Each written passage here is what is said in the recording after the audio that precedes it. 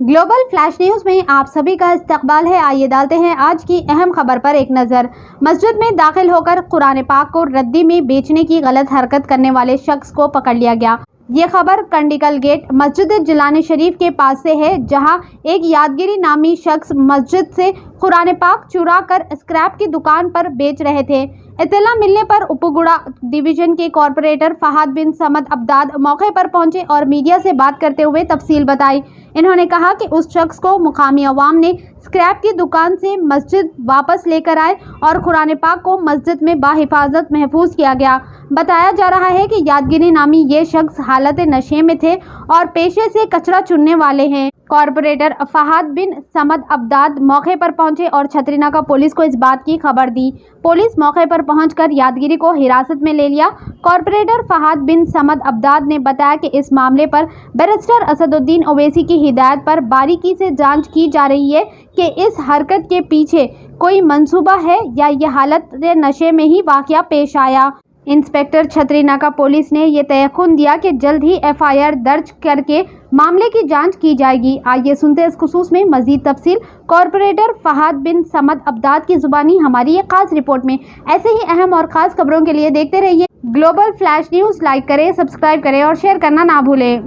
आज बरोज़ जुमा 5:40 के टाइम पे मस्जिद जिलानी शरीफ कंडिकल गेट के सदर साहब जनाब अनवर साहब का मुझे कॉल आया कि मस्जिद के अंदर एक यादगिरी नाम का आदमी घुसकर मस्जिद के कुरान शरीफ एक थैले में भरकर लेकर जाकर स्क्रैप की दुकान पर बेच रहा है। तो जैसे ही अनवर साहब को इत्तला मिली, उन्होंने मुझे इत्तला दी और बस्ती के कुछ नौजवान बच्चे उस स्क्रैप की दुकान से पकड़कर उसको वापस लेकर गए मस्जिद में, और उसके हाथ में जो कुरान शरीफ वगैरह थे और थैले थे जो मस्जिद से लेकर जा रहा था, उनको वापस लिए और रखे।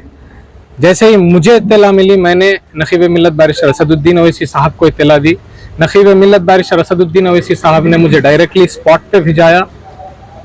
मैं स्पॉट पर आकर CI छतरीनाका को वहाँ पर मदऊ किया। वो बोलने के 10 मिनट के अंदर CI छतरीनाका गाड़ी लेकर वहाँ पर पहुँच गए।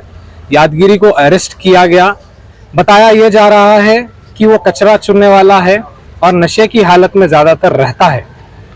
मैं इसके पीछे उसका मंसूबा क्या था वो हमें नहीं पता, लेकिन नकीब मिल्लत बैरिस्टर असदुद्दीन ओवैसी साहब मजलिस इत्तेहादुल मुस्लिमीन के सदर, उन्होंने DCP साउथ जोन से बात की और कहा कि इसके पीछे इसका मोटिव क्या था, ये क्या नशे में था, ये इसका हरकत क्या थी, इसके पीछे कौन लोग हैं।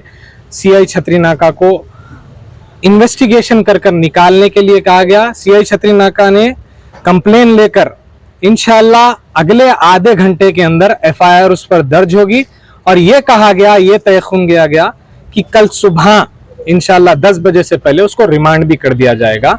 बस्ती के कंडिकल गेट के सारे बड़े लोग, यहाँ के लोग भी मौजूद थे, नौजवान भी मौजूद थे। मैं सबका शुक्रिया अदा करूंगा पीस मेंटेन करने के लिए, और इंस्पेक्टर छतरीनाका से फिर से मीडिया के जरिए गुजारिश करूंगा कि उसके ऊपर सख्त से सख्त कार्रवाई की जाए।